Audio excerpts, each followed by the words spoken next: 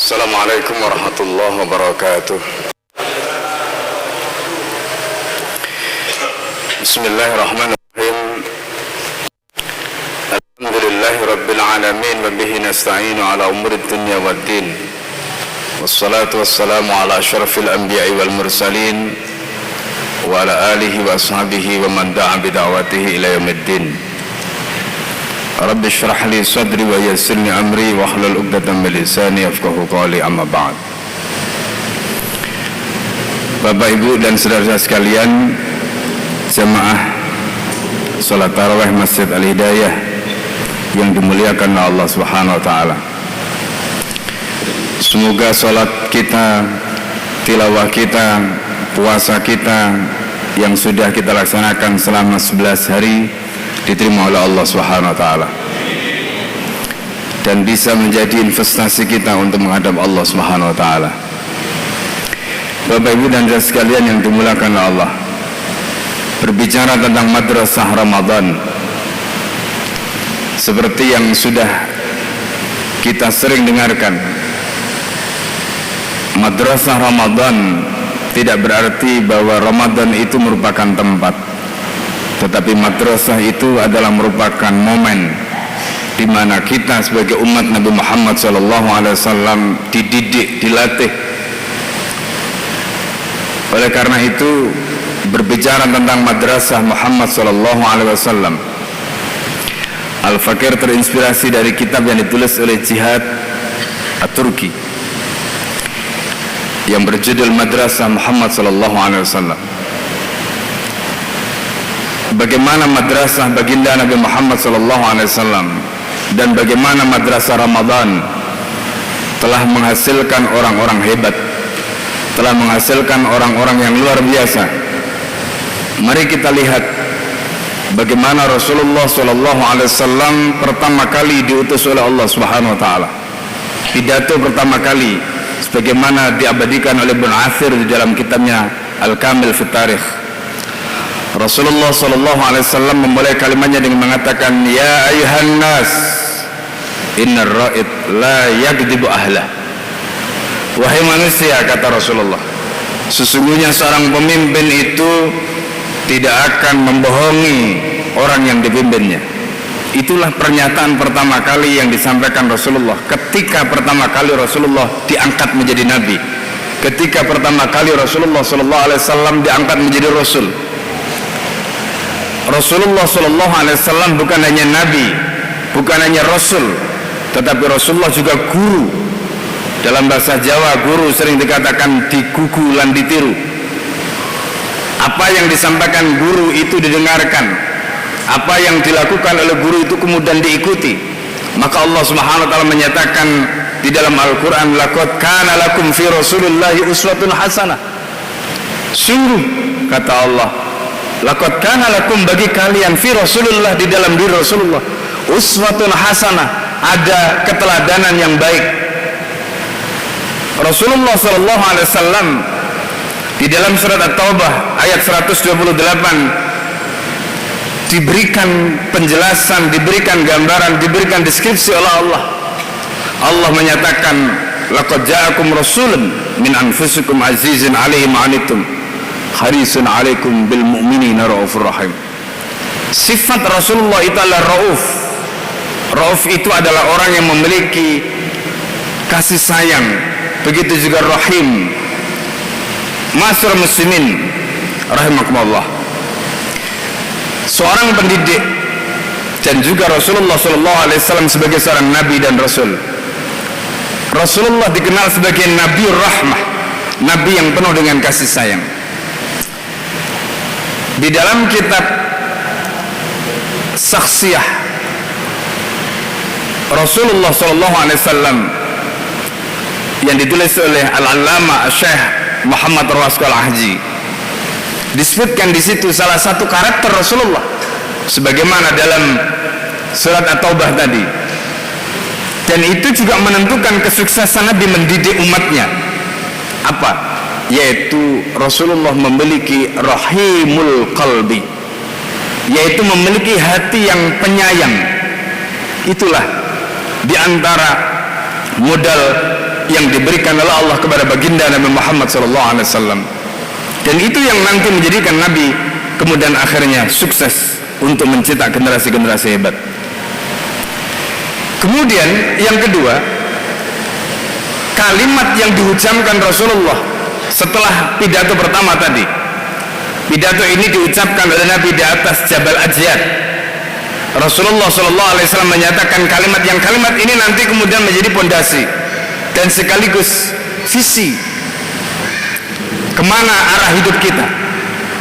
Karena ketika seseorang itu tidak memiliki arah dan tujuan, maka pendidikan apapun yang dia nyam, maka tidak akan menjadikan dia menjadi orang yang hebat. Rasulullah SAW menyatakan, "Qulu kalimatan wahidah tu'tunaha yakhdha' lakumul arab wa yu'ti lakumul jizya al-ajim," kata Rasulullah SAW. Katakanlah satu kata. Jika kalian menyatakan satu kata itu, maka orang-orang Arab akan tunduk kepada kalian dan orang-orang non-Arab akan membayar jizyah kepada kalian. Ketika itu Abu Jahal dan orang-orang Quraisy mereka mengatakan, "Ya Muhammad, jangankan satu kata, 1000 kata pun kami sanggup." Lalu kemudian Rasulullah SAW menyatakan, "Qulu la ilaha illallah Muhammadur Rasulullah."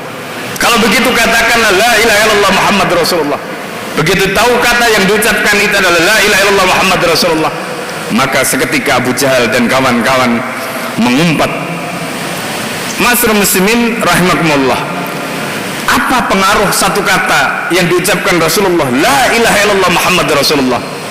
Satu kata ini tidak lain adalah merupakan kalimat tauhid, dan yang kedua adalah syahadat Rasul, kesaksian bahwa kita adalah umat Nabi Muhammad dan bersaksi bahwa baginda SAW adalah Rasulullah SAW. Ma'asyiral muslimin yang dimuliakan oleh Allah, perhatikan betul-betul di dalam Al-Quran bagaimana Luqman ketika mendidik anaknya. Apa yang dikatakan oleh Luqman? Wa idh qala Luqmanu libnihi ya bunayya la tusyrik billah inna syirka la dzulmun adzim. Apa kalimat ini? Tauhid. Tauhid itulah yang ditanamkan oleh Rasulullah. Tauhid itulah yang ditanamkan untuk mendidik anak-anak. Ketika tauhid itu ditanamkan kepada mereka, dan lihatlah ketika Nabi menyampaikan tauhid itu kepada Ibnu Abbas. Ibnu Abbas ini adalah seorang anak yang dilahirkan oleh paman Rasulullah, kemudian ditahnik oleh Nabi, didoakan oleh Rasulullah, Allahumma faqihu fid din wa 'allimut ta'wil. Ya Allah, jadikanlah dia faqih di dalam agama dan ajarkanlah dia ta'wil. Maka Ibnu Abbas kemudian menjadi turjumanul Quran, penafsir Al-Quran. Itu julukan yang diberikan kepada Ibnu Abbas. Lihat apa nasihat Rasulullah kepada Ibnu Abbas, ihfadillah yahfaduka. Kalau kamu menjaga Allah, apa maknanya menjaga Allah? Tanamkan tauhid, tanamkan keyakinan itu di dalam hatimu, maka Allah akan menjagamu. Wa idza sa'alta fas'alillah. Kalau kamu butuh apa-apa, jangan minta kepada yang lain, mintalah kepada Allah. Wa idza sta'anta, kalau kamu minta tolong, fasta'in billah, maka mintalah tolong kepada Allah, jangan minta tolong pada yang lain. Kalimat itu diucapkan oleh baginda Nabi Muhammad SAW kepada Ibnu Abbas yang ketika itu masih kecil. Lihat apa yang terjadi kemudian pada diri seorang Ibnu Abbas. Ibnu Abbas menjelma menjadi ulama yang luar biasa. Ibnu Abbas kemudian menjadi ulama, ilmunya sundul langit, ulama yang kemudian bahkan diangkat oleh gurunya sendiri, Sayyidina Ali bin Abi Thalib, menjadi penasihatnya ketika Ali bin Abi Thalib menjadi khalifah. Itu semua adalah produk madrasah Rasulullah SAW. Lihat Sayyidina Ali karamallahu wajhah. Kapan Sayyidina Ali masuk Islam? Umur 8 tahun. Bagaimana pendidikan Rasulullah SAW pada Sayyidina Ali? Sayyidina Ali dididik di rumah Nabi. Sayyidina Ali bangun akidahnya, dibangun keyakinannya, dan seperti yang Al-Fakir sampaikan tadi, kalimat tauhid itu kalimat yang membentuk pemahaman anak kecil tadi. Mereka tahu min aina, dari mana mereka lahir, dari mana mereka ada, bahwa mereka adalah makhluk ciptaan Allah, Limada, untuk apa mereka dilahirkan? Dengan begitu mereka tahu hidup ini untuk apa. Dan inilah yang kemudian membentuk. Lihat anak-anak usia 8 tahun, dan kemudian Zubair bin Awam juga 8 tahun, Ja'far ketika itu usianya 17 tahun, Abdullah ibnu Mas'ud usianya belum sampai 20 tahun. Anak-anak muda seperti itu berhasil dididik oleh Rasulullah SAW, termasuk Zubair bin Awam yang tadi kita sebut. Kemudian akhirnya nanti menjadi hawarin Nabi, orang yang sanggup mengorbankan nyawanya, semua yang dia miliki untuk Rasulullah SAW. Kenapa? Karena dia tahu hidup ini untuk apa, hidup ini dari mana, hidup ini untuk apa, dan setelah ini mau kemana. Ketika manusia itu tahu 3 hal tadi, dan itulah yang ditanamkan oleh Rasulullah kepada mereka, maka lihat apa yang terjadi kemudian. Sayyidina Ali memiliki kekuatan yang begitu luar biasa, bukan hanya ilmu. Dalam perang Badar, Sayyidina Ali lah orang yang dengan keberaniannya menantang duel orang kafir, dan dengan itu meruntuhkan psikologi orang-orang kafir Quraisy ketika itu. Lihat apa yang dilakukan Sayyidina Ali pada saat perang Khaybar. Sayyidina Ali memiliki kekuatan yang luar biasa dengan karamah yang Allah Subhanahu wa taala berikan, sehingga berhasil mengangkat pintu gerbang benteng Khaybar yang tingginya 3 kali lipat tingginya beliau. Kenapa beliau punya kekuatan sebegitu hebat? Kenapa beliau punya keberanian yang begitu hebat? Dan kenapa beliau memiliki ilmu yang begitu luar biasa? Sehingga Rasulullah SAW menyatakan, ana matinatul ilmi wa aliyan babuha. Aku adalah kotanya ilmu dan Ali adalah pintunya. Saking hebatnya Sayyidina Ali, bukan hanya ilmunya yang hebat, bukan hanya kekuatannya, bukan hanya keberaniannya, Sayyidina Ali juga menjadi pemimpin yang luar biasa. Bukan hanya itu, beliau juga merupakan seorang suami yang luar biasa romantisnya. Dan inilah hasil madrasah Rasulullah SAW. Para hadirin yang dimuliakan oleh Allah Subhanahu wa taala, kalau kita membaca sirah baginda Nabi Muhammad SAW, dan tentu tidak mungkin melalui mimbar yang singkat ini, dalam waktu yang singkat ini Al-Fakir menyampaikan semuanya. Tetapi dari contoh-contoh yang Al-Fakir sampaikan tadi, memberikan gambaran kepada kita bagaimana madrasah Rasulullah SAW berhasil mencetak orang-orang yang luar biasa. Kenapa bisa begitu? Rasulullah tidak hanya memperhatikan aspek fisik mereka, tetapi Rasulullah SAW juga memperhatikan aspek spiritual dan juga maknawi mereka. Coba perhatikan ketika Rasulullah SAW menyatakan sumu tasihhat, puasalah kamu supaya sehat. Apa hubungannya puasa dengan sehat? Ada riset yang dilakukan akhir-akhir ini menunjukkan orang itu ketika dia lapar, ketika dia tidak ada asupan makanan yang masuk di dalam tubuhnya, maka apa yang ada dalam tubuh tadi itu akan mencari makanan. Jadi kenapa orang itu kena kanker, kena macam-macam? Itu karena ada kelebihan lemak. Kenapa orang kelebihan lemak? Karena kelebihan sisa-sisa makanan di dalam dirinya. Dan ini tidak terjadi kalau orang itu sering berpuasa. Maka Rasulullah SAW mengatakan sumu tasihhu, puasalah kamu supaya kamu sehat. Artinya apa? Madrasah Rasulullah SAW memperhatikan aspek kesehatan, yang dengannya kemudian umat Islam ini harus kuat, karena mereka adalah umat yang mengemban risalah, umat yang akan memimpin dunia. Karena hadis Rasulullah yang mengatakan yakhdha' lakumul arab wa yu'ti lakumul jizya al-ajim tadi itu meniscayakan apa?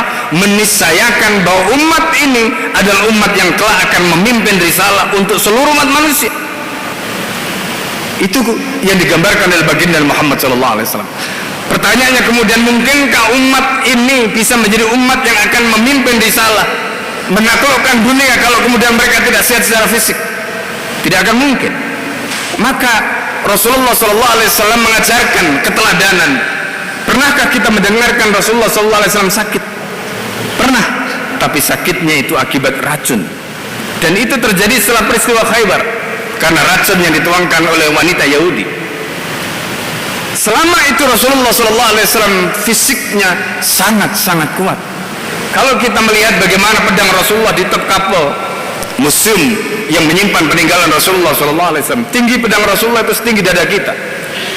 Kalau kemudian kita angkat, pedang ini berat sekali, Bapak Ibu sekalian.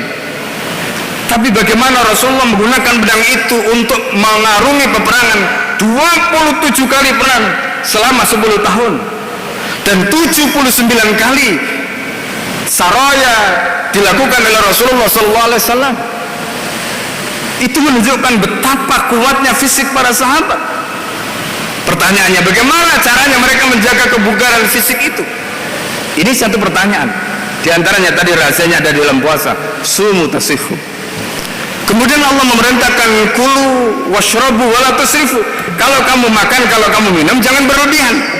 Makanya Imam Al-Ghazali di dalam kitab Bidayatul Hidayah mengkritik di antara adabnya orang yang berpuasa itu, kalau berbuka, buka saja secukupnya, jangan buka berlebihan. Karena nggak ada gunanya puasa kalau kemudian setelah kita berbuka lalu kemudian kita berlebih-lebihan. Akibatnya hanya memindahkan makan, ritme makan dari pagi ke makan setelah petang. Dan efeknya apa kemudian?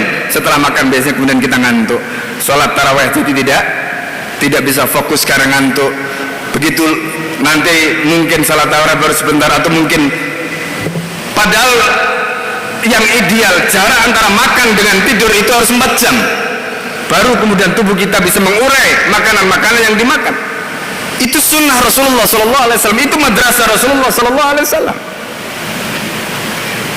Bapak Ibu dan saya sekalian yang dimuliakan Allah, ini rahasianya kenapa Rasulullah jarang sakit. Ya, kenapa Rasulullah SAW jarang sakit? Kemudian yang kedua, apa yang menjadi rahasia kenapa kaum muslimin itu begitu disiplin? Rahasianya adalah ada pada salat jamaah. Masyarakat muslimin sidang jamaah salat tarawih yang dimuliakan Allah Subhanahu wa taala. Ada seorang penulis bernama Syed Mahmud Khattab. Beliau adalah seorang jenderal berkebangsaan Irak. Beliau menulis kitab, judulnya adalah Jaisyun Nabi sallallahu alaihi wasallam, yaitu tentaranya Rasulullah sallallahu alaihi wasallam. Pertanyaannya begini, kapan Rasulullah itu melatih para sahabat itu untuk apel? Kalau tentara itu mereka 1 hari 2 kali, pagi dan petang mereka dilatih untuk apel. Kapan Rasulullah melatih para sahabat untuk apel sehingga mereka bisa begitu disiplin dan perang selalu menang, nggak pernah kalah kecuali perang Uhud? Pertanyaannya, ternyata rahasianya kata beliau itu ada pada sholat jamaah. Itulah mengapa imam selalu mengatakan sawu sufufakum fa inna taswiyatas sufuf min tamamis shalah. Mereka disuruh baris yang rapi. Ya al-manakibi bil manakibi wal aqdam bil aqdam. Pundak ketemu pundak, kemudian telapak kaki ketemu dengan telapak kaki, supaya apa? Di situ ada ukhuwah, di situ ada kebersamaan, di situ ada wahdah, ada persatuan. Dan itu filosofi yang diajarkan dalam madrasah Rasulullah SAW. Kenapa setelah imam sholat kemudian begitu salam, Rasulullah selalu memberikan contoh menghadap ke belakang? Itu cara Nabi untuk menginspeksi jamaahnya, sebagaimana jenderal atau pimpinan pasukan menginspeksi pasukannya. Ketika Rasulullah SAW memandang wajah-wajah sahabat, siapa kira-kira di antara sahabat-sahabat yang sedang ada masalah, siapa di antara kira-kira sahabat, di antara sahabat-sahabat itu yang mungkin kurang sehat dan sebagainya, Rasulullah bisa menatap wajah-wajah mereka. Dari tatapan wajah mereka itu Rasulullah tahu sahabat-sahabat yang membutuhkan apa yang tidak mereka ungkapkan. Itulah madrasah Rasulullah SAW.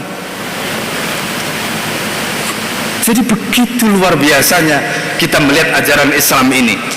Tetapi sayangnya hari ini kita tidak melihat madrasah ini ada dalam kehidupan kita. Karena Islam ini sudah dipisah-pisah begitu luar biasa.